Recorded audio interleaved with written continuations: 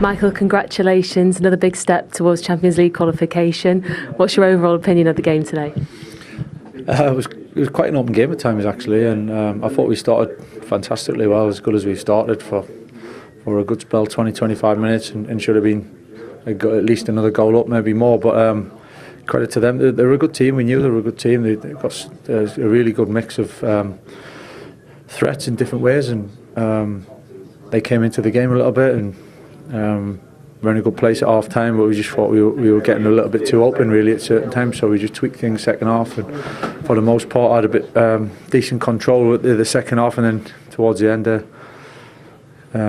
few opportunities and how to defend the box. But I thought the spirit, the effort and the togetherness of the players was fantastic. We could have scored more.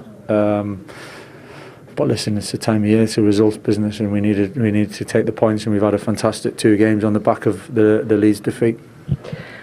It was, as you mentioned, a really open game, especially in that first half. There were chances at both ends. Was that why it was really crucial for you to make that change at half time? I think it's the first time that we've seen that under you in a back 3. Yeah, we were going to make it anyway, and then we ended up scoring the second goal, so put us in an even better position. But there was just certain spaces that we thought we needed to cover a little bit better, and I think for the most part, second half, it had a good effect really, and it was a purely tactical one. So yeah, listen, sometimes it works, sometimes it doesn't. But today, I thought really it was about the result, and in the position we were in at half time, we wanted to see the game through. Just word on the goals as well. The second goal, another assist for Bruno Fernandes. It feels like he is going to do it this season. He's going to top that Premier League charts for all-time assist maker, isn't he? Yeah, we hope so. Yeah, of course. You know, in terms of scoring goals, I think we've pretty much scored every game, and Bruno's a big part of that. But the forward line are collective as well, and the connections and relationships. But again, Bruno, an important moment. I think there was other ones where he could have maybe had one more, maybe scored himself. So I thought we looked dangerous enough throughout the game. How pleased are you with the way the team managed to see the game out, especially after Brentford scoring that late goal and having a little bit of energy right at the end?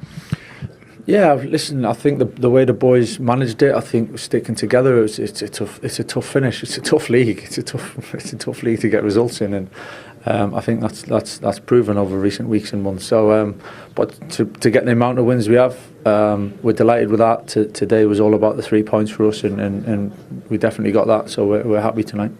What is this win going to do though now for the next couple of games, the remaining fixtures that you've got left? Oh, well, it's another win. You know, we've obviously got an important game coming up at the weekend, so we can look forward to that. It's a big game for different reasons, but we've put ourselves in a good position with a good win tonight. Well, congratulations, another big step towards Champions League qualification. Just how good does that win feel? Yeah, it feels amazing, definitely. We were really fighting till the last minute. It was tough because we knew that we are facing a difficult team because they're good.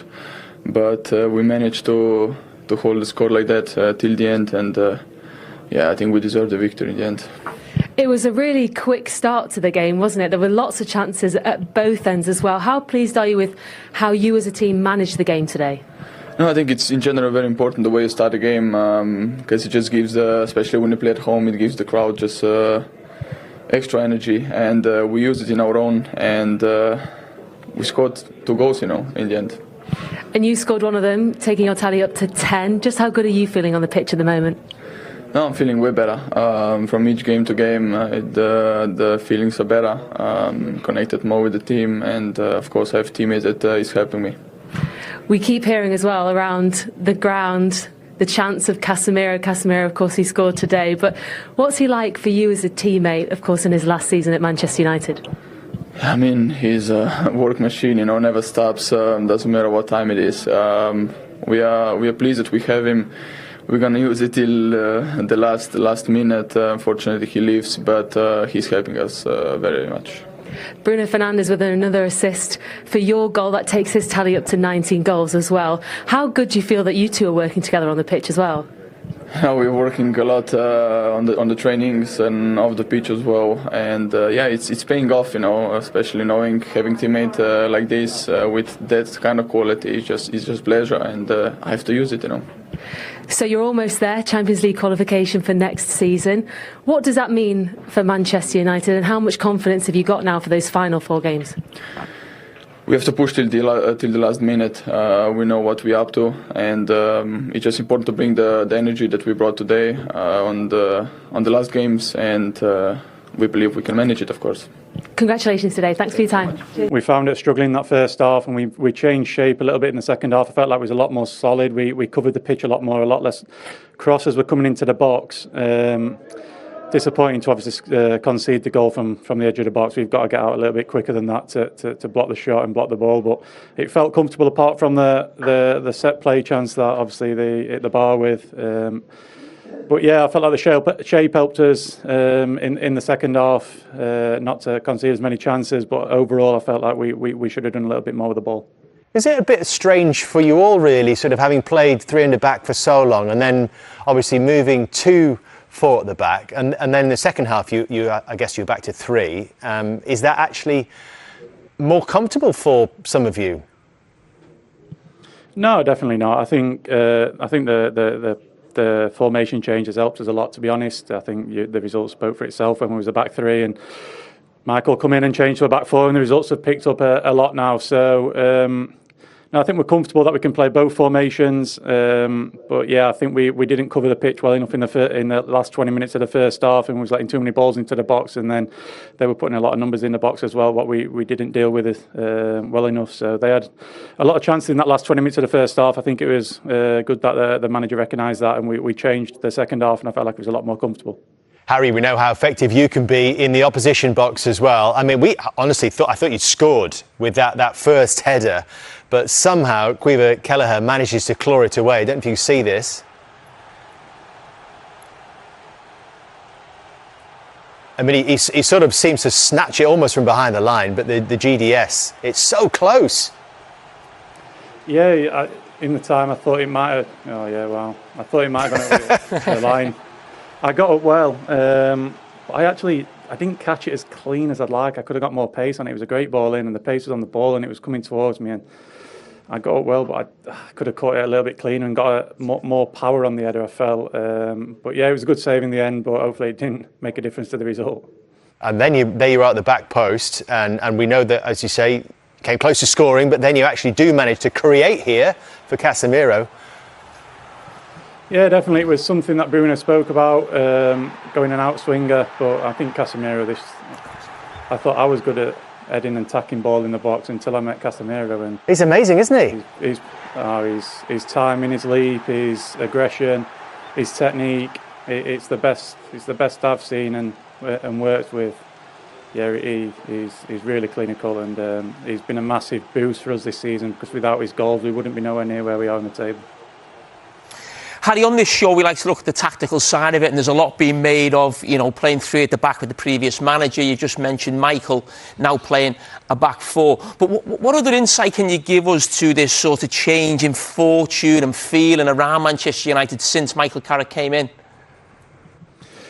Yeah, I think obviously the results helped the feeling massively. We had 2 tough fixtures when Michael first come in, and I think everyone was probably looking at them thinking, oh no, with Arsenal and Man City, and we managed to get the 6 points, and then from then on everyone's believed in it, and we've gathered together, we've got the confidence, we know that we can score goals from anywhere.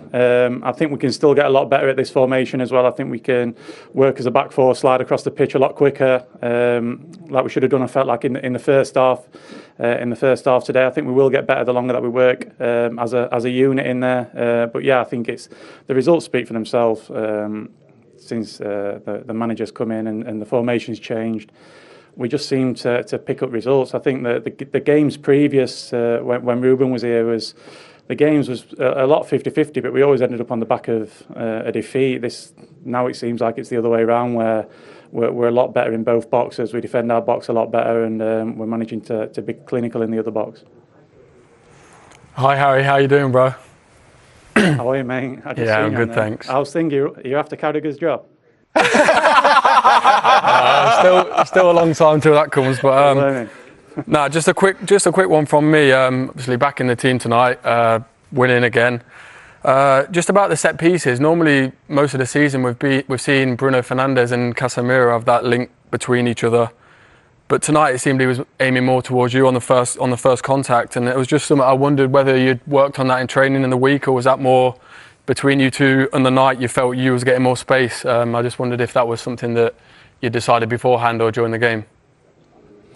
Well, yeah, I think what really helps you when you're attacking a set play is that you've got two big threats. I've played in a lot of teams where I get 1-2 players marking me and all the focus is on myself. I think now other teams are respecting that Casemiro is a massive threat as well. So they have to take a lot of eyes on him. They have to put a good defender on him rather than putting two on myself at the moment. So I think it frees us both up. I think our record when we both play together, when I play, I think Casemiro gets more goals, and when he plays, for sure, I get more opportunities as well. So I think it's good that we have two big targets, two good threats in the attacking box, and I think it makes it a lot harder for the opposition.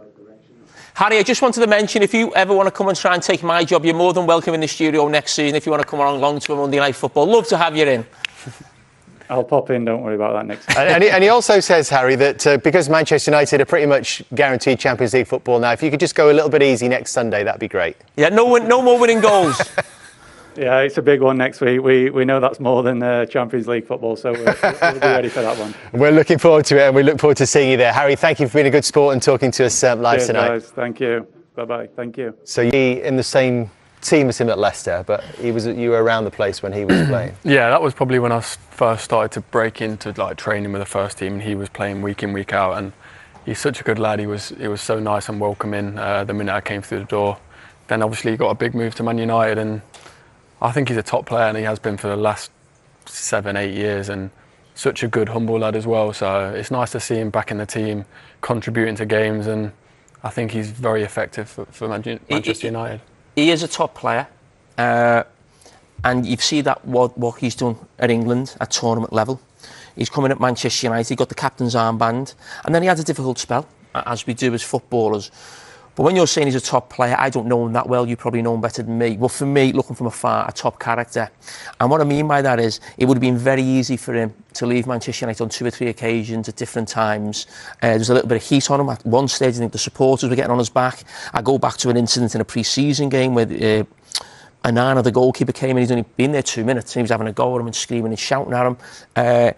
And the character that lad's shown, and he signed a new contract, hasn't he, for next season, to be at one of the biggest clubs in the world, where when it's not going well, the flag's flying. I know that from Liverpool, and Manchester United is exactly the same. And as I said, it hasn't been easy, because they're not being, the most successful of Manchester United teams we've seen. But for him to come through that, and as you say, he comes back into the team, it almost feels like they need Harry Maguire now. When you look at a Manchester United team sheet, if you're a Manchester United fan, you think, we need Harry Maguire playing. You just mentioned how strong they are in both boxes. That's a big part of him. And listen, don't know him too well, but got so much admiration, and I love that in players. It's easy to play well when things are going well. Have a look at people when things aren't going well, how they come through it, and you fight through it. And that's part of being a professional player.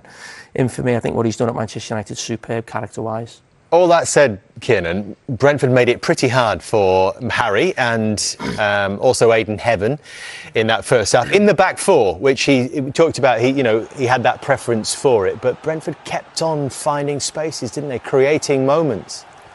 For sure, and to be honest, they're probably going to walk off the pitch today thinking how we only scored 1 goal, especially after the first half performance. Thiago, he's had 3 golden chances. And this is the amazing thing, 3 amazing chances without actually shooting. Yeah, on another day. That was Coyote. He scores probably 2 or 3, and Coyote's got a great chance there. But that's just football. They've gone through the game today having 4 or 5 clear-cut chances and not won the game, and they might have 1 chance in another game and win it. So today wasn't their night in terms of in front of goal.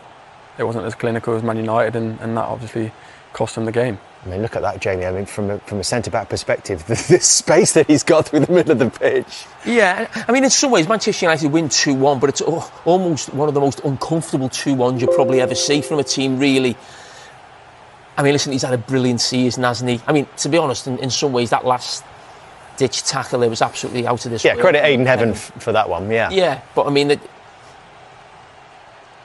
But it wasn't, it certainly wasn't the first shot he had that the goalkeeper came to the rescue. Heaven again, testing his own goalkeeper again. But listen, Brentford are fantastic. They played really, really well. Very unlucky not to get something from the game. But as Harry Maguire said, a lot of the time under Ruben Amorim, they were coming the wrong side of these games. Now, you know, as I said, a lot better in the boxes. A lot of that is down to that goalkeeper who's been fantastic since he come in, and also at the other end, a lot more clinical, certainly on set pieces. And it was in that kind of environment when Brentford were pressing, looking for that equalising goal, that kind of situation, which led to United making it 2-0. Jamie, explain. Well, what's interesting on this one is we talk about Brentford leaving themselves wide open, but what happens is, we just stop it now. This is Harry Maguire. He's won the ball out wide. Maybe got a little bit carried away. He's trying to get a 1-2 with Luke Shaw. And then there's a quick turnover. Now, if I stop this as the ball comes here now, I mean, you'd think I wasn't talking about a Manchester United goal. You'd be thinking that's one of the chances Brentford had. I mean, we've just seen probably two of them, a carbon copy of that situation. So they're virtually in. It's just that it's a poor pass.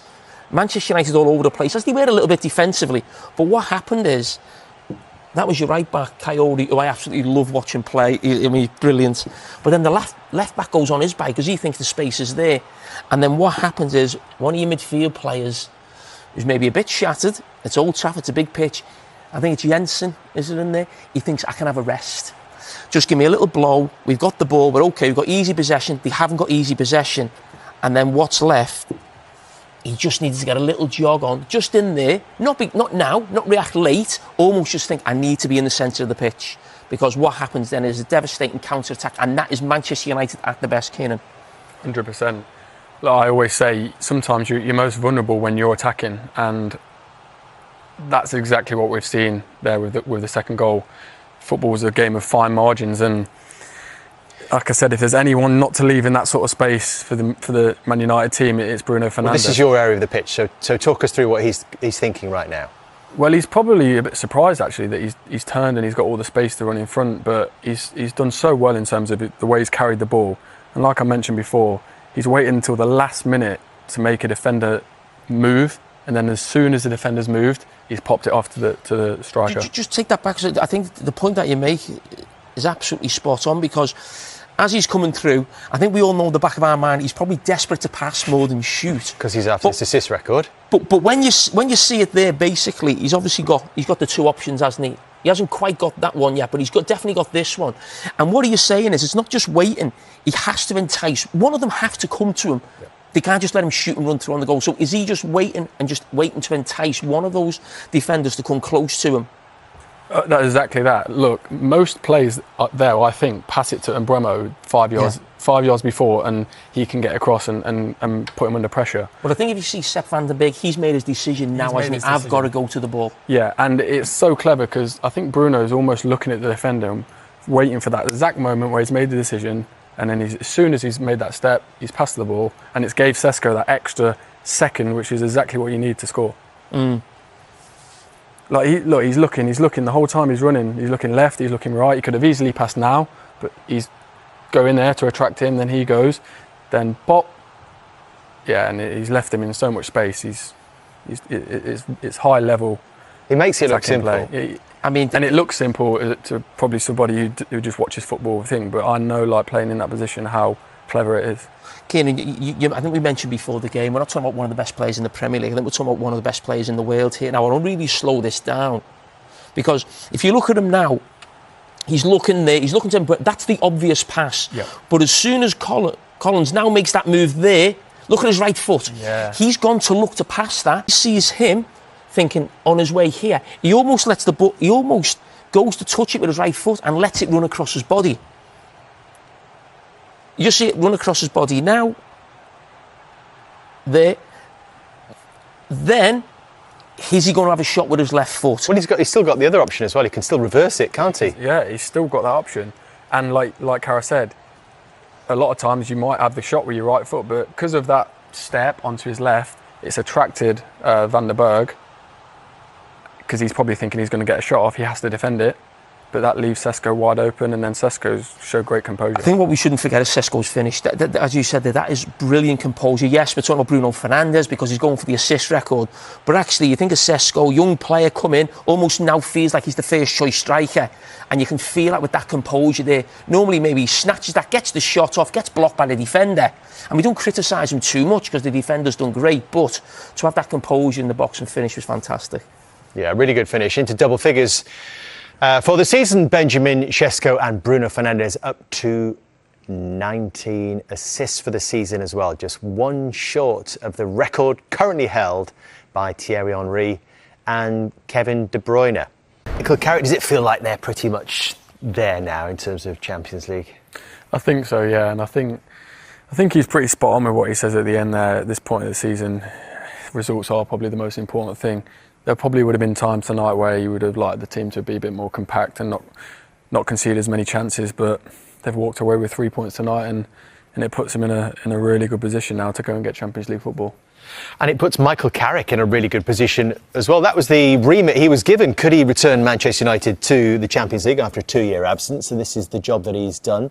As said, most Premier League wins and points since he took over, 9 wins from 13 games. Is it becoming a case of the job is pretty much his? Would you be surprised if it wasn't at this point, Jamie? No, he's going to be the Manchester United manager, certainly next season, no doubt about that. And you can't say he doesn't deserve it. They are absolutely sensational results. I mean, they're results of a title winner going for someone going for the league. Now, I know that pressure isn't on Manchester United right now. They haven't got European fixtures. All these other things will come into it, but